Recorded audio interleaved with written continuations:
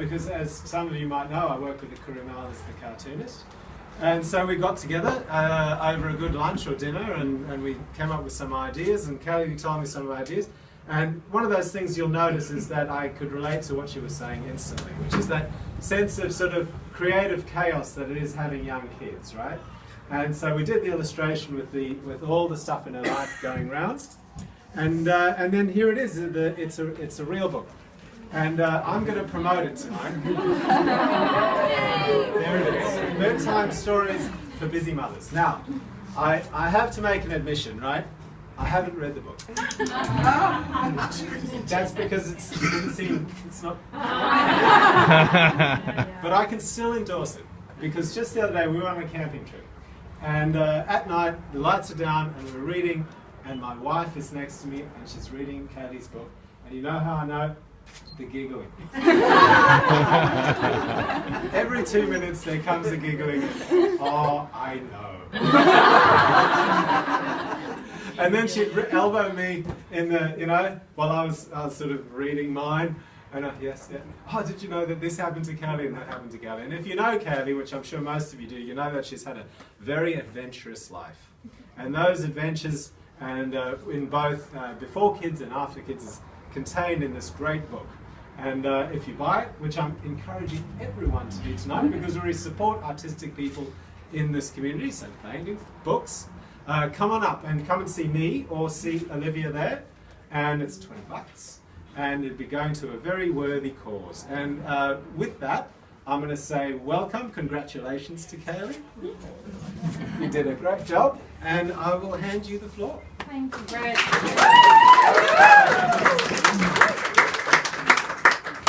Well, I just wanted to say thank you so much, everybody, for coming tonight. I'm so excited to see all of my favourite people in this room, and a special thank you to Brett and Olivia for hosting this evening. They have just gone above and beyond to help me with this project, and with my passion. Really, this has been one of my life goals, and from the day we met, we bonded beautifully, and for Brett to do such an amazing cover for the book to really show what life as a parent, as a mother, is like. I just want to say thank you very much to both of you. And to everyone in the room. Apparently David said I'm not allowed to thank everybody individually. Damn. But there's my mum and my dad and my stepmom and my sister's flown all the way from Canberra. I don't know where she is. My brother's here, they're up the back. Special guests here, my children, obviously, my husband, David, my brother and sister-in-law, and their parents, and friends and family who have supported me, not only with giving me help with the children while I was writing, but giving me great stories. Because I have big flappy ears and I listen to everything you all say. And when I'm in the playground and mums are whinging about something, it's usually something I feel strongly about too. When the teachers tell me stories, the beautiful teachers in this room, by the way, there's some of our school teachers here who have been wonderful, not only giving me stories, but to looking after our kids and sharing my stories with others. I wanted to tell you all a story. I'll do a reading for you in a minute, but I wanted to tell you a story about the reason why there's two other women here tonight, Nicole and Liz from Sands. Where are you girls? Put your hands up. There's Liz here and Nicole's over here. Now, Sands is the stillbirth and newborn death support group, and they have been in our lives as a family for more than 30 years as an organisation, because of the work that Mum does doing portraits of babies who have not been so fortunate. And the story I'm going to tell you is the reason that we're paying forward a little bit, so 20% of the overall proceeds of the book will be going to Sands as an organisation, because I very much believe that we need to look after each other in the community, and when there are people who suffer, if we can help them, we should and we must. So the story I want to tell you is a few years ago, some of you will know that David was very sick, and I was pregnant, and we had a small child, Will, and my mother-in-law Kay, rest her soul, she was dying as well, and life was pretty harsh. And I didn't know what to do. I didn't know who to turn to. I was not very good at asking for help because I'm an independent woman like my mother, and I didn't want to turn to God because I thought that I could do more than that. I could be stronger than my need for God, but I needed something. So I went to a bookshop, and I thought there must be a book out there for me to say that it's all going to be okay. And I asked the lady in the bookshop, can you help me? I'm looking for something to help me be stronger. And she said, do you know, I know exactly the book you're talking about, and I'm very sorry, but the lady in front of you's just bought the last copy. And the lady in front of me had bought 20 copies of this book.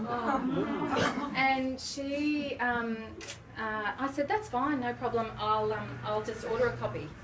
And I said to the lady in front, you know you don't need to buy 20 copies of one book, you just need to buy it once and read it 20 times. And she said, oh no, it's for my book club. I read this book and it was really special to me and I wanted to share it with all my friends.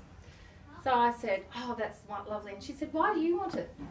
And I said, oh, we'll see that lady over there browsing. She's my mother-in-law. She's not well. My husband's not well either. I've got a baby and a small child, blah, blah, blah.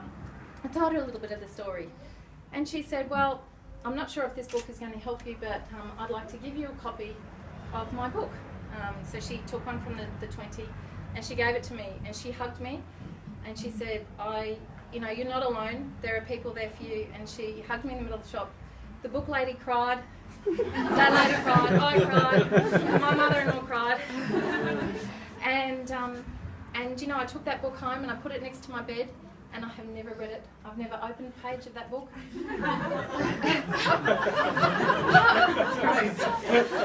But the thing about the book, the reason the book is so special to me is because I asked for help and someone gave it to me.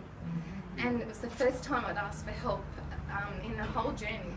And a stranger gave it to me.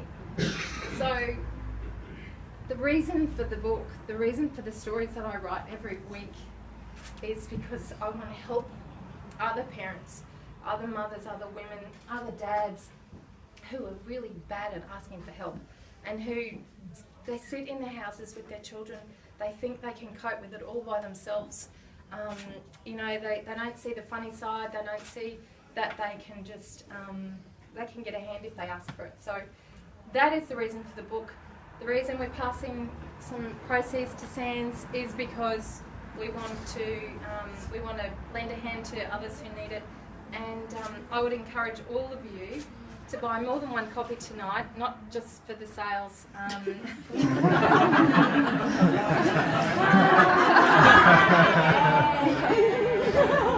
Come on! That would fail. Yeah. I'm not making much on this book. But honestly, if you have another mother that you think could benefit from this book, a friend who's a mum, a sister, a cousin, somebody that you care about, that you think might benefit from some fun and some kind stories, then please get copies for them as well.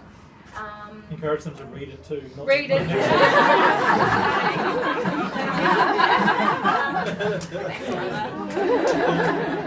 Only my brother's mentioned several times in the book in a somewhat derogatory fashion, so remember 20% commission also goes to me. And there's another, before I do a little reading, there's another quick story I want to tell you. This lovely lady here, come here Alicia. This lady here, she bought a copy of my book a week ago from Black Cat over the road, where, by the way, it's #1 right now. She bought a copy and she sent me a text message to say she's loving this book, it's fantastic, thank you so much, I'm really enjoying it, and here's a picture of the book, blah, blah, blah. Not 24 hours later, I was in Tokyo.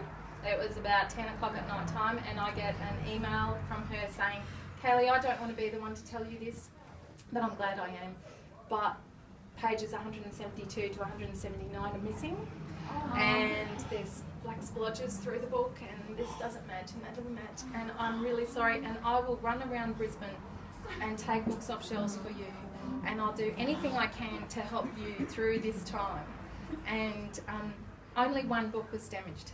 Alicia got it. And I wanted to say, firstly, never tell me again. It's now worth $1 million.